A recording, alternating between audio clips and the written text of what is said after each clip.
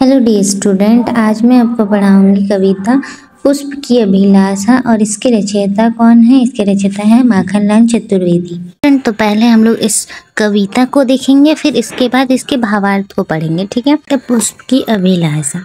चाह नहीं मैं सुरबाला के गहनों में गूथा जाऊं, चाह नहीं प्रेमी माला में बींद प्यारी को ललचाऊं, चाह नहीं सम्राटों के सब पर हे हरि डाला जाऊं, चाह नहीं देवों के सिर पर चढ़ूं, भाग्य पर इठलाऊं।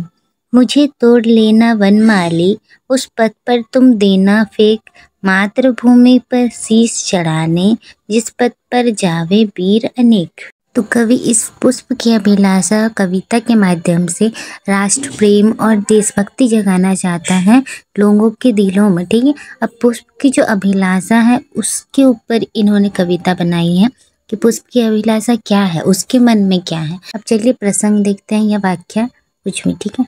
पुष्प की अभिलाषा राष्ट्रप्रेमी माखनलाल चतुर्वेदी द्वारा रचित है। इस कविता में कवि ने मातृभूमि के लिए त्याग और समर्पण की भावना जागृत करने का कार्य किया है। कवि ने पुष्प के माध्यम से अपने आंतरिक भावों को प्रकट करने का कार्य किया है। कवि ने पुष्प से कहलवाया है कि मेरी इच्छा नहीं है कि मैं किसी सुरबाला के गहनों में गूंथा जाऊं या किसी सुंदर स्त्रियों के सजने के काम में आऊं। पुष्प कहता है कि यह भी इच्छा नहीं है कि मैं किसी प्रेमी के लिए सिर्फ माला बनकर रह जाऊं।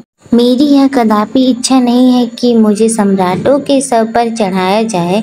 यह भी नहीं चाहता कि मुझे समस्त सम्राटों के भगवान के चरणों में स्थान। और मैं भाग्यशाली वनमाली से कहता, तुम मुझे तोड़कर उस रास्ते पर फेंक देना जिस रास्ते से मातृभूमि की रक्षा के लिए वीर जाते हैं, ठीक है। अब इसमें कवि जो अपना राष्ट्र प्रेम और देशभक्ति है उसको जगाना चाहता है, ठीक है। उसके बारे में लिखते हैं। अब इनकी विशेषता क्या है? इस कविता की विशेषता 3 पॉइंट में, ठीक है। इस कविता में राष्ट्र प्रेम की भावना व्यक्त की हुई है। दूसरा पॉइंट है, कविता की भाषा सरल और सहज है तथा खड़ी बोली का प्रयोग किया गया है। तीसरा पॉइंट है, इस कविता में उपमा, मानवीयकरण आदि अलंकारों का प्रयोग किया गया है।